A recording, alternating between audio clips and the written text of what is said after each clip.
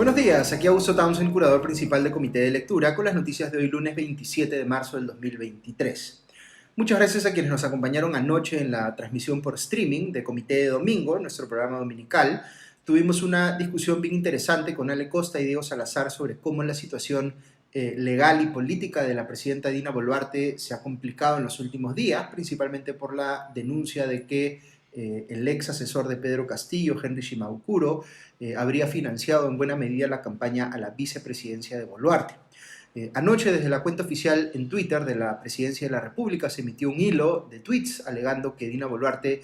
no hizo campaña para la elección del 2021, sino que la campaña la hizo el partido Perú Libre y el candidato a la presidencia, Pedro Castillo, y que si Henry Shimabukuro aportó algo a esa campaña, lo hizo, entre comillas, de manera personal y sin transar compromiso alguno, y que no hubo, abro comillas, ningún tipo de negociación, pedidos o favores por parte de la señora Dina Boluarte. La entonces candidata a la vicepresidencia no ha recibido dinero alguno de ese señor ni de nadie, cierro comillas. Hay quienes han cuestionado que Dina Boluarte esté usando la cuenta oficial de la Presidencia de la República en lugar de una cuenta personal para defenderse en este caso. Ese es un cuestionamiento válido. No es la primera persona que lo hace estando en la presidencia, pero es igual de cuestionable más allá de quién sea el gobernante de turno. Lo mismo pasaría si se utilizara, por ejemplo, el canal oficial TV Perú para defenderse respecto de un caso que le involucra a ella directamente, vinculado a hechos previos a su ingreso al poder.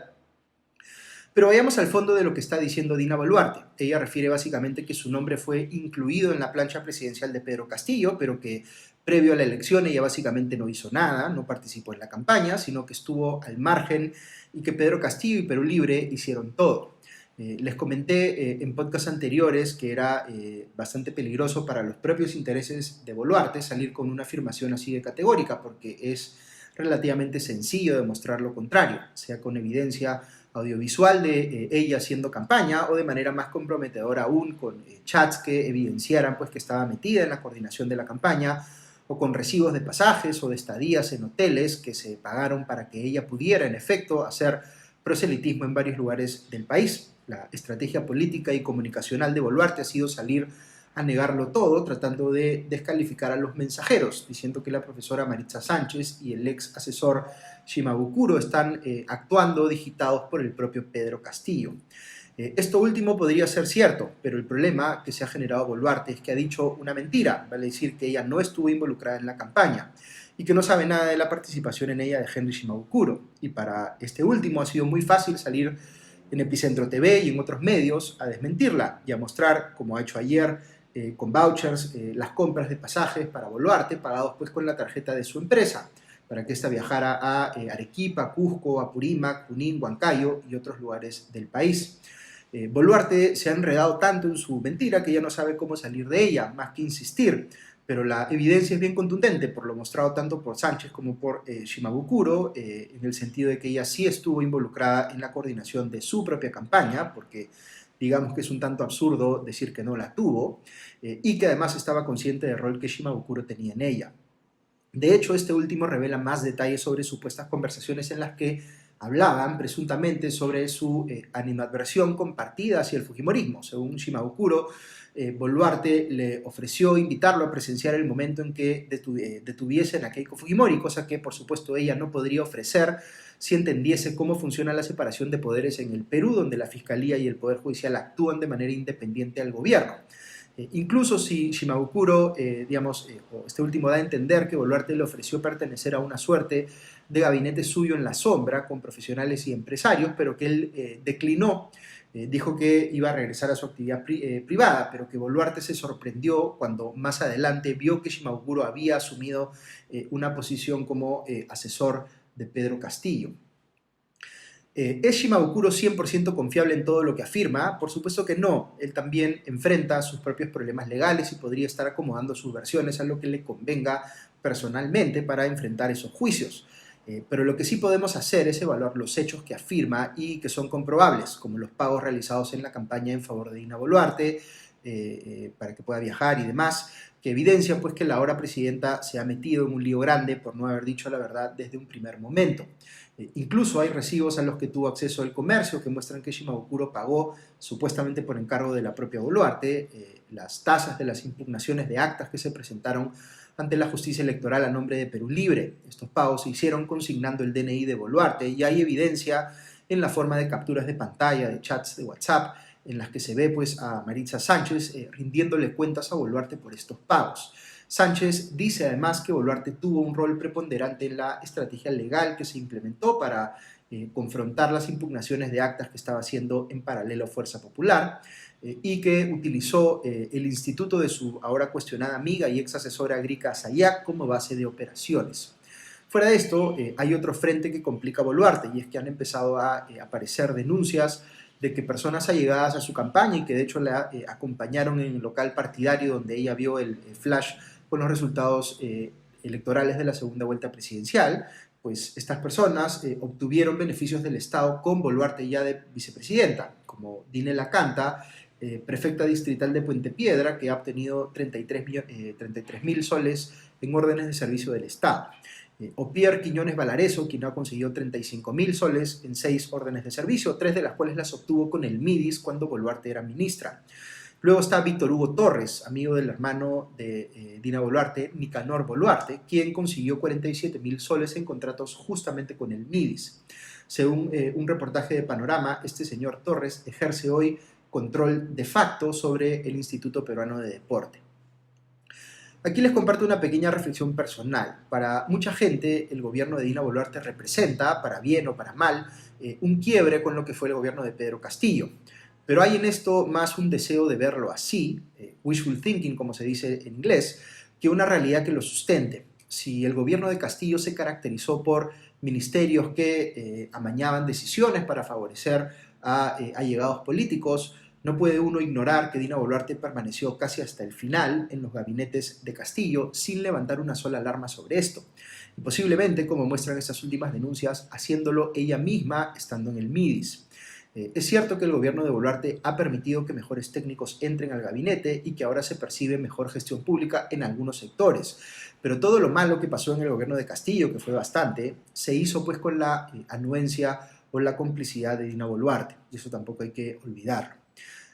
Ok, fin de la reflexión, volvamos a las noticias. Y situémonos en lo que va a pasar esta semana. El presidente del Congreso, José William Zapata, anunció que se ha puesto en agenda del Pleno este jueves 30 de marzo la moción de vacancia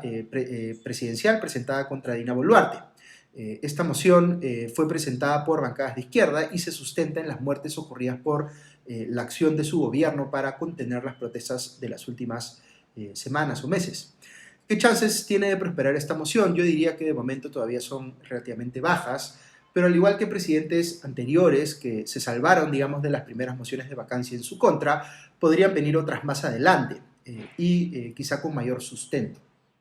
El otro frente que se le puede complicar a Boluarte, digamos, es lo que puede opinar ya institucionalmente, digamos, la Comisión Interamericana de Derechos Humanos sobre la acción del gobierno respecto de las protestas de los últimos meses, lo que podría reactivar en alguna medida la movilización en el país, y el gobierno de Boluarte tampoco parece tener pues una estrategia clara sobre cómo lidiar con eso. En lugar de acotar responsabilidades y enfocar pues el costo político en alguien que pueda ser fusible, digamos, el premier Otárola, la estrategia política de Boluarte sigue atándola a ella personalmente con el tema de las muertes en las protestas. Esto de negarlo todo esperando que el cuestionamiento desaparezca en lugar de reconocer algo y pedir disculpas o responsabilizar a alguien puntualmente para tratar de pasar la página, van a seguir exponiendo a Boluarte a una terminación anticipada de su gobierno, que puede no ocurrir esta semana, pero no está libre la presidenta de que más adelante ocurra, con los niveles de desaprobación que tiene y si empiezan a acumularse más cuestionamientos en su contra. También se va a ver esta semana en el Congreso los casos de varios parlamentarios indicados como parte del grupo conocido como los niños, vale decir, los congresistas que tenían presuntamente un acuerdo con el gobierno de Pedro Castillo, que les otorgaba ciertos beneficios a cambio de no respaldar una eventual moción de vacancia presidencial en su contra. Cabe indicar que a finales de la semana pasada la Fiscalía allanó las viviendas de varios congresistas vinculados al caso de los niños Y por ejemplo, en la casa del axiopopulista José Arriola encontraron poco más de $71.000 y 33.000 soles escondidos en su colchón. Él dice que siempre ahorraba así porque tiene miedo a que le roben la plata cuando va al banco, pero este hallazgo resulta pues extremadamente sospechoso y como funcionario público él tendría que demostrar cómo se generaron esos fondos. Arriola es nada menos que el actual vocero de la bancada de Acción Popular y en la investigación en su contra se ha identificado pues que ha tenido varias llamadas al ex jefe de gabinete técnico de Pedro Castillo, Auner Vázquez. Por otro lado, la Unidad de Investigación del Comercio publicó un informe este fin de semana que da cuenta de, digamos, que el ya famoso Jorge Hernández Fernández, alias El Español, habría conseguido un permiso temporal de permanencia para poder quedarse en el Perú de manera irregular durante el gobierno de Pedro Castillo, como si se lo hubieran dado de favor, contraviniendo la ley. De hecho, le dieron el permiso luego de que en septiembre pasado se reuniera con el entonces jefe de Migraciones, Jorge Fernández Campos. ¿Por qué se dice que le entregaron este permiso de forma irregular? Pues porque el español tenía antecedentes policiales en su país por una serie de delitos y eso llevó a que le rechazaran preliminarmente el permiso, pero luego se juntó con el jefe de migraciones, como les cuento, y como por arte de magia le levantaron esos inconvenientes. Recordemos que lo que se especula respecto del español era justamente que llegó a convertirse en una suerte de poder en la sombra en el Ministerio del Interior, una especie de titular de facto de esta cartera, y recordemos que Migraciones pues depende justamente del Ministerio del Interior. Pero lo más grave que se ha conocido por declaraciones del propio español a día de es que él mismo escondió, entre comillas, bastante tiempo en su casa, en La Molina, al sobrino prófugo de Pedro Castillo, Fray Vázquez Castillo, y que dos altos mandos de la policía, cuyas identidades no quiso revelar, sabían de eso e incluso visitaron su casa. Dicho sea de paso, Panorama publicó un reportaje en el que da cuenta de una carta de puño y letra que él escribió la cuñada de Pedro Castillo, Jennifer Paredes, al ex comandante general de la policía, ahora involucrado en el caso del español, Raúl Alfaro, agradeciéndole por una gestión que había hecho a su favor y que supuestamente le ayudaría a recuperar su libertad. La carta fue enviada un día antes de que Paredes en efecto fuera excarcelada. No hay mucho detalle en el texto mismo, pero sí revela pues, un nivel de cercanía entre Paredes y Alfaro que llama mucho la atención, o que en todo caso es coherente con las versiones en el sentido de que Alfaro respondía directamente a los intereses personales de Pedro Castillo y que estaba de alguna manera en su entorno inmediato por los vínculos que había pues, con el español. La ex primera ministra y congresista suspendida, Betsy Chávez, salió en una entrevista con Punto Final para decir que estaba contenta ahora que ha retomado su vida personal en compañía de sus gatos, cosa que resulta bastante difícil de creer para una persona que pierde poder pues, de un momento a otro y ahora enfrenta sin inmunidad la persecución de la justicia. Chávez incluso comparó su situación con la de figuras que también pasaron por la cárcel, como Nelson Mandela o Pepe Mujica. Dijo que va a apoyar la candidatura a la presidencia de su ex jefe y luego asesor, Aníbal Torres, y que está escribiendo un libro. De hecho, dijo que quienes lean este libro van a comprobar que su estilo de reacción es distinto al que se aprecia en el mensaje de la nación golpista de Pedro Castillo, como si eso fuese suficiente prueba para desestimar que ella lo escribió o estuvo al tanto de él. Lo que sí reconoce Betsy Chávez, y este es un detalle bien importante, más allá de que da la impresión de que en lo demás está faltando a la verdad, es que sí, ella dice que sí abrazó a Castillo al terminar de dar su mensaje golpista, es decir, que lejos de indignarse por el anuncio de golpe de Estado que estaba haciendo Pedro Castillo, su reacción inmediata, según ella misma reconoce, fue ir a abrazar a quien se acababa de anunciar como golpista. Si uno ve esto como abogado, interpreta pues que ella quizá no puede negar ese abrazo porque hubo varios testigos y por tanto lo que está tratando de hacer es más bien presentarlo como algo distinto. Bien en la línea de la versión de que alguien más redactó pues el discurso de Pedro Castillo y que este fue solamente una víctima. Algunas noticias para ir cerrando el videocast de hoy. La de nunca acabar, el Congreso se ha vuelto a meter en un escándalo porque ha anunciado un gasto de 2 millones de soles en un nuevo centro de salud para los congresistas y el personal administrativo de ese poder del Estado. Yo no sé si por el tamaño de la institución corresponde o no tener una instalación de este tipo. Mi marco de referencia es que, por ejemplo, las empresas de gran tamaño sí suelen tener centros médicos en sus locales y entiendo que eso está regulado además en la Ley de Seguridad en el Trabajo. Pero desde una perspectiva política es poco sensato pues anunciar Esto después de una seguidilla de cuestionamientos por gastos excesivos en el Congreso, considerando además la magnitud de esto que se está queriendo construir, un local de casi 200 metros cuadrados con 4 consultorios, farmacia, área de emergencias y demás. Luego veo que siguen desaparecidas las tesis de maestría y doctorado de la fiscal de la Nación, Patricia Benavides.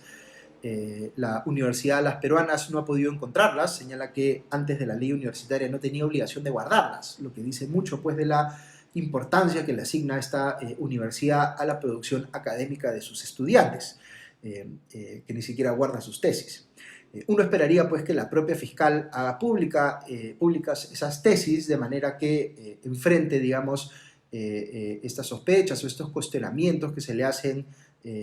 sobre la posibilidad de que se estén escondiendo precisamente porque pueda encontrarse en ellas